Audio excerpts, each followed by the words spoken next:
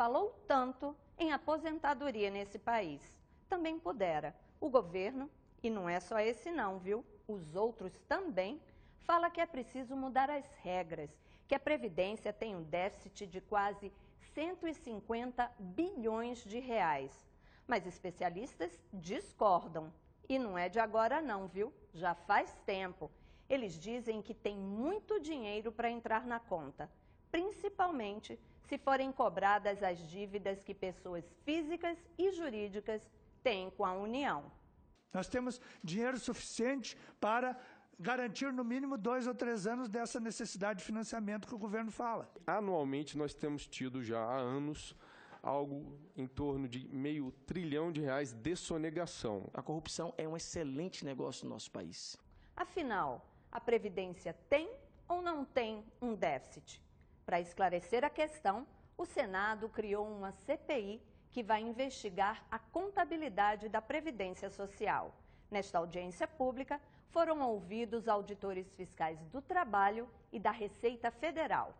Veja um resumo do debate agora, no Em Discussão. Hoje, a dívida ativa da União tem um estoque superior a R$1,8 trilhão. São quase 2 trilhões de reais em estoque de dívida ativa. É um número impressionante. Dentro desses quase 2 trilhões, nós temos a dívida previdenciária, que é cobrada também pela PGFN. A dívida previdenciária, só a previdenciária, ela já está em quase R$500 bilhão. Aqui nós temos os 10 maiores devedores da Previdência Social, a posição tirada em 23/2/2017, dados públicos, né? Portanto, qualquer um pode acessar, em que nós vemos ali as 10 maiores empresas devedoras. Só para ajudar, o segundo grupo, que é a JBS, o atual ministro da Fazenda até o dia 12 de maio era o presidente da holding da JBS. A par dessa questão da dívida ativa da União, que é trilionária, nós temos também o problema grave em nosso país da sonegação fiscal. Anualmente, nós temos tido já há anos algo em torno de R$500 bilhão de sonegação, ou seja, além da dívida ativa trilionária, nós ainda temos anualmente pelo menos 500 bilhões de reais sonegados. O que eu gostaria de trazer para esse debate é uma questão de fundamental importância para todos nós que labutamos aqui na questão da administração tributária. A não punibilidade de crimes contra a ordem tributária. Em 1995, a Lei 9.249, no seu artigo 34, estabeleceu que crimes contra a ordem tributária deixariam ou deixam de ser punidos se houver pagamento ou parcelamento dos tributos sonegados. Livrou-se o sonegador da possibilidade de prisão. Hoje, espeta-se a conta na sociedade, já que esses recursos iriam para a coletividade na forma de serviços públicos e na garantia dos recursos necessários para a Seguridade Social. E aí eu falei de 1995, portanto eu não estou falando de apenas um governo, eu estou falando de vários governos, já que 1995 era o governo do presidente Fernando Henrique Cardoso, depois tivemos o governo do presidente Lula, depois tivemos o governo da presidente Dilma, agora estamos com o governo do presidente Michel Temer, e não houve em nenhum momento nenhuma iniciativa para se acabar com essa excrescência que é a não punibilidade dos crimes contra a ordem tributária. Isso torna, como eu disse aqui, um excelente negócio. A corrupção é um excelente negócio no nosso país. Porque, vejamos, uma empresa, ela sonega, um belo dia ela recebe a fiscalização, é autuada, e se ela pagar ou parcelar, acabou a punição. Não se paga, não se sofre qualquer tipo de punição em relação a isso, senhores. Talvez decorra disso boa parte dessa dívida que está aí hoje, que nós estamos mostrando, porque não há punição.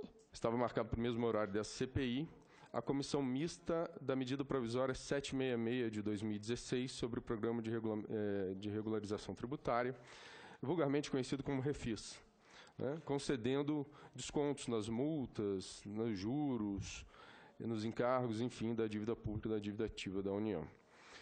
Esse tipo de prática, de tempos em tempos, de conceder descontos às dívidas, é extremamente nocivo.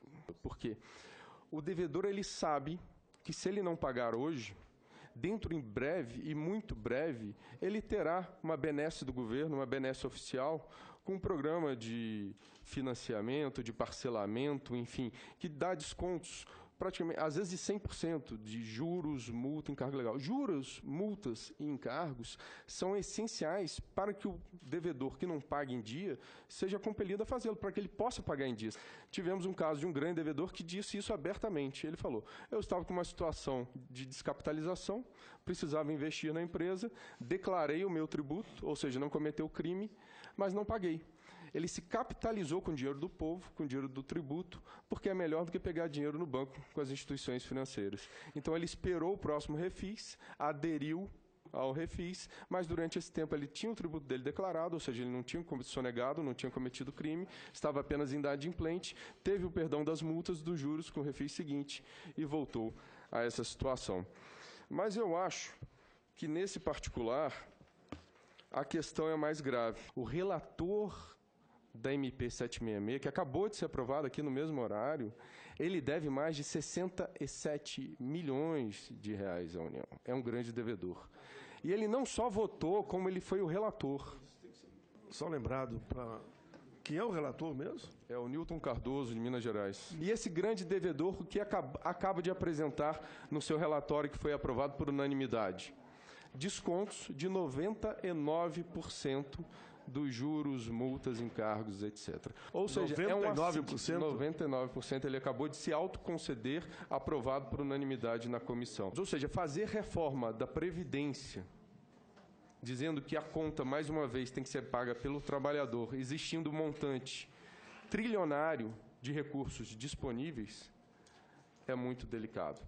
Quando os próprios parlamentares, no dia da primeira reunião aqui da CPI da Previdência, aprovam uma anistia para suas próprias dívidas. Existem muitas informações e a forma de nós enxergarmos a verdade nessas informações é o confronto entre elas. Por exemplo, nós temos um conjunto de devedores. Esses devedores alegam que são credores da Previdência e é feita a conciliação de conta.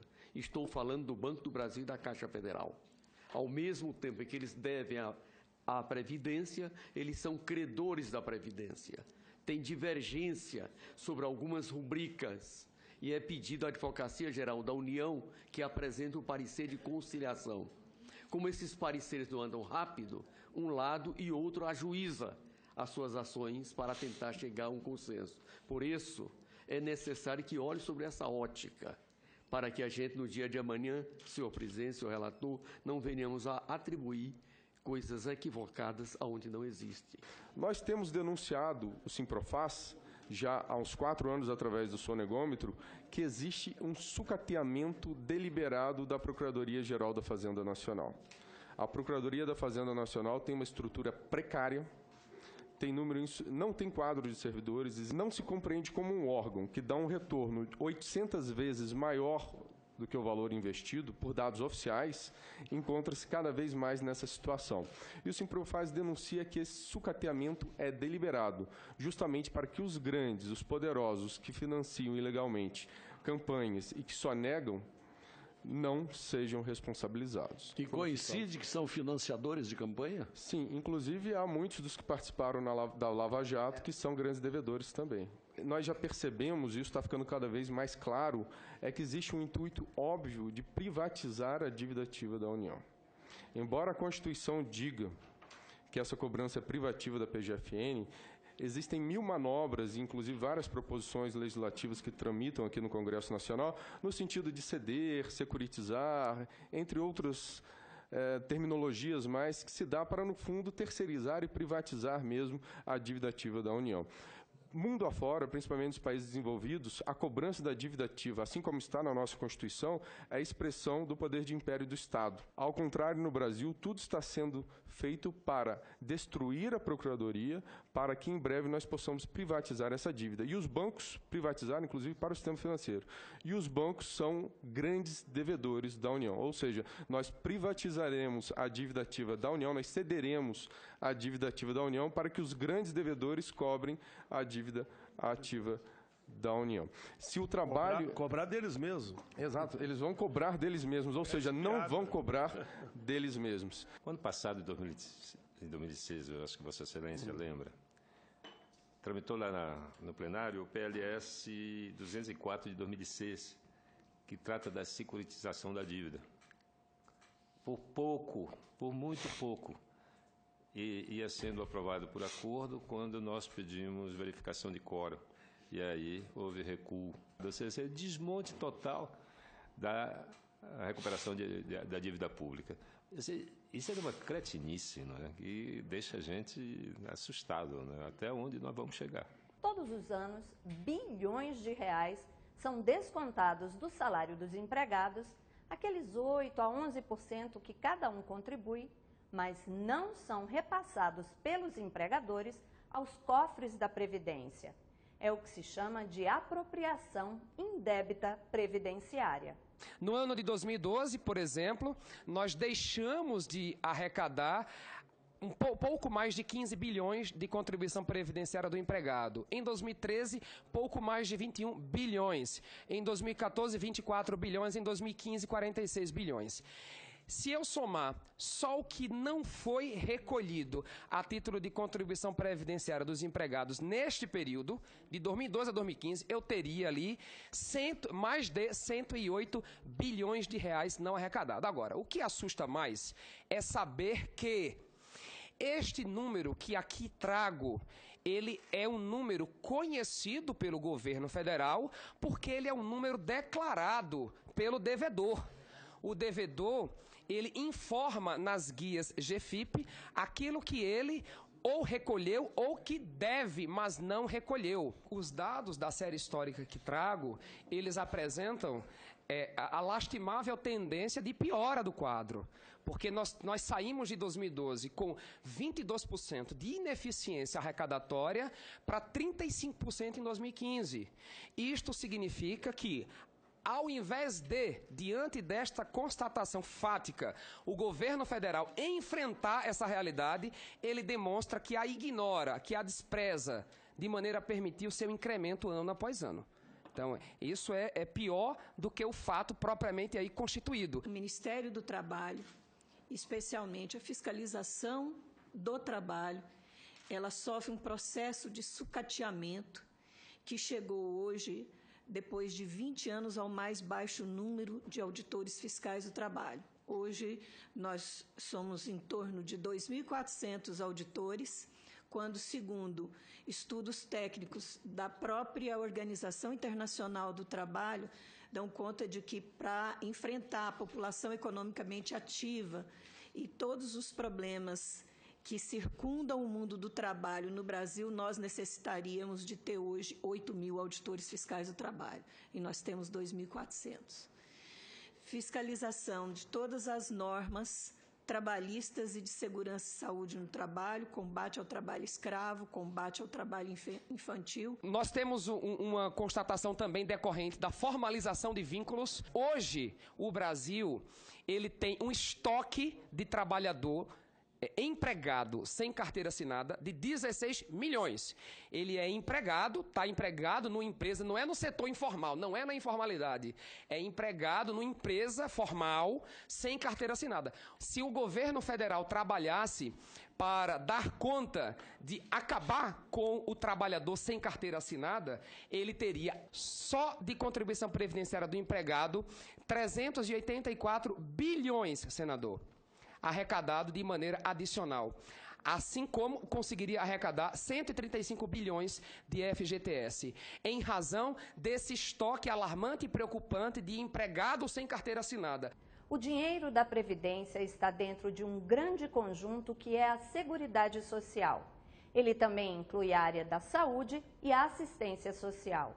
Tudo que foi falado até agora diz respeito a recursos que poderiam entrar nos cofres da Seguridade Social. Mas os especialistas também criticam o que é tirado dessa conta, como a DRU e as desonerações. A desoneração é um desconto que o governo dá nos tributos de empresas com o objetivo de estimular a economia. Em 2011, o governo federal iniciou um programa de desonerações tributárias sobre o argumento de que era necessário aumentar empregos, promover a competitividade e aquecer a economia. Naquela oportunidade, o Sindifisco Nacional alertou para os graves prejuízos aos cofres públicos e especialmente para o Caixa da Seguridade Social. Mas o governo insistiu na política de desonerações, chegando a mais de 56 setores econômicos contemplados nessa política de desonerações. E aí o resultado não poderia ser outro. Nós tivemos, de 2012 até o ano passado, algo em torno de 80 bilhões de reais a menos nos cofres da Seguridade Social, apenas a título de desoneração sobre a folha de pagamentos. E também, somente com essa política de desonerações, que não foi somente sobre a folha de pagamentos, mas também sobre as fontes, as renúncias tributárias, as contribuições sobre a Seguridade Social, nós alcançamos, paz, meus senhores, 370 bilhões de reais a menos. 370 bilhões de reais a menos para os cofres da Seguridade Social. Algumas pessoas, ou seja, somando as duas, nós vamos dar algo em torno de 450 bilhões de reais a menos. O governo fala que com essa reforma, pelo menos com a reforma que o primeiro texto que chegou, ele queria uma economia nos próximos 10 anos de 750 bilhões, algo em torno de 750 bilhões. Pois bem, ao longo dos últimos 5 anos, quase 450 bilhões de reais deixaram de entrar nos cofres da Seguridade Social por conta dessa desoneração desenfreada. A DRU, Desvinculação de Receitas da União, é uma autorização que o governo recebeu do Congresso para usar 30% de tudo que é arrecadado da forma como achar necessário, desvinculando de contas específicas. Por exemplo, o dinheiro da COFINS, por lei, deve ir todo para a Seguridade Social, mas a DRU permite que o governo use 30% desse montante de qualquer forma, inclusive para pagar juros. Por que estão utilizando e retirando recursos da Seguridade Social através da DRU? Quando é que surgiu essa famigerada DRU? Surgiu lá no Plano Real, com o governo Itamar Franco, que pretendia, durante 2 anos, desvincular, porque havia muitos recursos das contribuições sociais que foram criadas para que não houvesse repartição com estados e municípios, e sobrava muito dinheiro. E o governo dizia, vamos desvincular 20% para destinar para outras coisas, para gerar superávit primário, para pagar, por exemplo, a já crescente dívida pública. Depois o governo Fernando Henrique resolveu mantê-lo. E aí nós entramos no que diz a Carta Magna brasileira. O Brasil tem 3 orçamentos. Tem um orçamento fiscal, tem um orçamento de investimentos e tem um orçamento da Seguridade Social. A Seguridade Social está consignada entre os artigos 194 a 204 da Constituição, no título da Ordem Social. E tem um elenco de fontes de financiamento. Não só, e está muito claro lá no artigo 195 o que a financia. É toda a sociedade, com recursos dos orçamentos de todos os entes federados, mas, acima de tudo, das contribuições sociais do empregador, sobre folha dos empregados, sobre folha de salários, mas da empresa, sobre receita e faturamento, sobre o lucro líquido, sobre a receita das loterias. A cada dia, a cada semana que vamos a uma lotérica fazer uma aposta na loteria, de cada 100 reais apostados, 1/5 desses recursos vão para a Seguridade Social. Portanto, senhores, é um manancial de recursos gerados a cada semana para manter esse tripé de saúde, previdência e assistência. Em 2015, a Receita Previdenciária Líquida, COFINS, Contribuição Social sobre o Lucro, PIS/PASEP, o concurso de prognósticos, o conjunto das fontes de financiamento da Seguridade resultaram em arrecadação de 694 bilhões. E deu, pelos nossos levantamentos, nos últimos 5 anos, uma sequência de superávites. Se pensarmos em 2012, 2013, 2014, 2015, são 220 bilhões de reais. Dinheiro que sobrou do orçamento da Seguridade Social. Portanto, cadê o rombo da Previdência? O Instituto Brasileiro do Direito Previdenciário emitiu uma nota técnica atestando a constitucionalidade da metodologia trazida pela Anfip. No debate sobre a Previdência, fala-se muito em privilégios de algumas categorias, como os militares e os servidores públicos. Os especialistas explicam que o dinheiro para esses grupos não vem da mesma conta dos demais trabalhadores e que vantagens já foram extintas em reformas anteriores. É bom notar que o governo atual dá uma pedalada na Constituição ao misturar previdência do regime próprio de previdência com Seguridade Social. Isso é muito claro, porque a previdência dos servidores públicos está em outro capítulo da Constituição. Temos que pagar essa conta, temos que pagar, mas não são recursos da Seguridade. Está muito claro aí. O artigo 40 diz que o que mantém o regime próprio dos servidores públicos civis? É a contribuição do respectivo ente público e dos servidores ativos, inativos e pensionistas. Da mesma forma, os servidores militares também estão no capítulo da organização do Estado na administração pública. As Forças Armadas, da mesma forma. O desenho previdenciário feito pelo Constituinte 88 e aprimorado pela Emenda Constitucional 41 de 2003 distribuiu a Previdência brasileira em 4 grandes ramos. Um ramo é a Previdência Militar, das 3 armas. E aqui nós pactuamos que, a exemplo do resto do mundo, eles não contribuem sobre o soldo para fins de aposentadoria e contribuem com 6% sobre o soldo para as pensões e para o plano de saúde. E acabamos com a pensão vitalícia da filha solteira que nasceu após 2003. No que diz respeito ao servidor civil dos municípios, dos estados, da União, nós fizemos um desenho em 2003 para que ele seja zerado o subsídio do Estado em 2030. Evidentemente que ali também nós decidimos que todos os que tomaram posse até 2003 têm integralidade e têm paridade dentro da regra de transição que foi feita. Todos os que tomaram posse a partir de 2004 em diante não tem integralidade, não tem paridade e recebe a média das contribuições ao longo do seu período, de 94 para cá, como são os mais. Esses não estão sujeitos ao teto do INSS. E os que tomaram posse após a criação do FUNPRESP em 2012 estão sujeitos ao teto do INSS e à Previdência Complementar. O que estão tentando fazer agora é reduzir este prazo. E aí não quer reconhecer a regra de transição da Emenda Constitucional 41, que muito bem a mesa aqui fez aporte. Precisamos nos debruçar sobre isso, para que não jogue somente num segmento da sociedade a responsabilidade daqueles que hoje estão querendo não reconhecer os erros de ontem. Eu sou daqueles que aprendi na vida. A gente corrige para frente e administra o estoque dessas obrigações para construir a melhor saída. A injustiça de querer mudar a regra de um jogo, com o jogo em funcionamento, das pessoas que aceitaram um pacto de regra, para depois, agora, sem regra de transição, igual o nosso nobre senador ali relatou, quererem fazer as mudanças. Aí está o quadro detalhado da estrutura previdenciária brasileira em dezembro de 2016.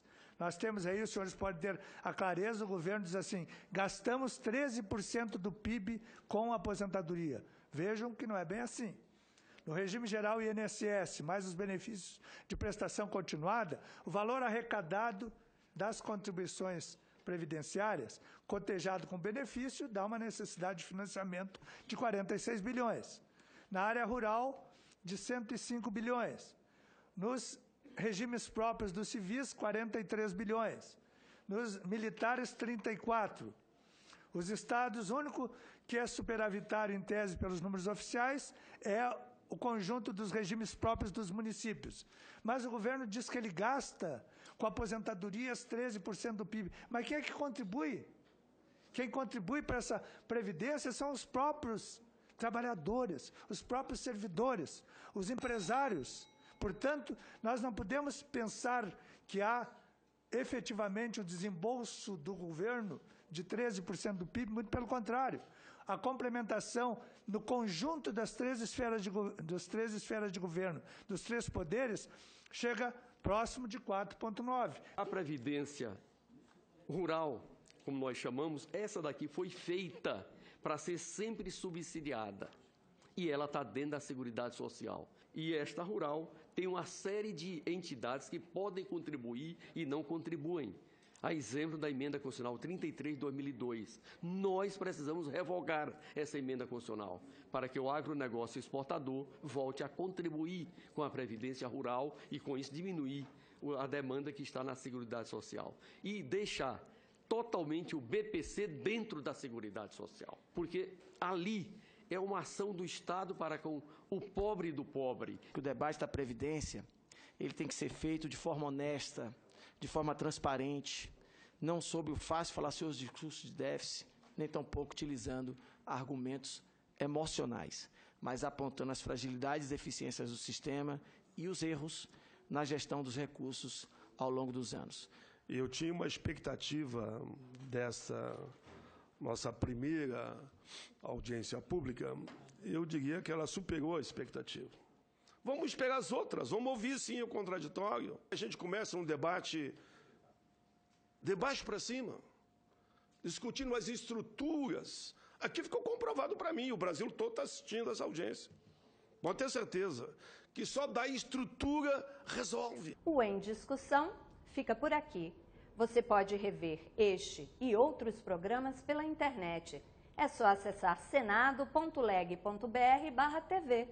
Obrigada pela companhia e até o próximo Em Discussão.